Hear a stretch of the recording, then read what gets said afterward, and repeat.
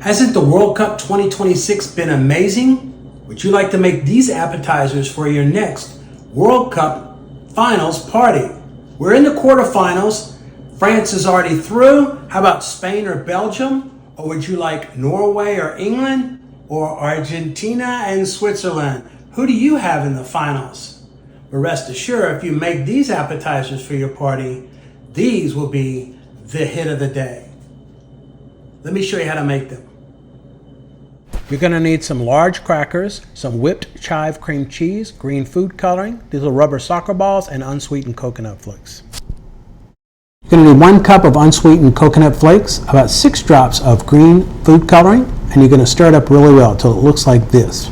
Place your coconut, which is supposed to resemble grass, on a tray like this to dry out for about 15 minutes. Spread your whipped cream cheese across the crackers from edge to edge, just like this. Now place your coconut on top of the cream cheese like this.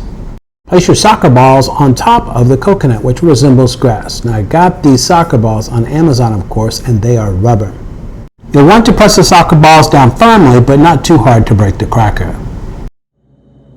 Well, I hope you enjoyed this short video on how to make these appetizers for a World Cup party. Make sure you subscribe to my channel, Gigi Cooks Healthy Meals. We'll see you next time.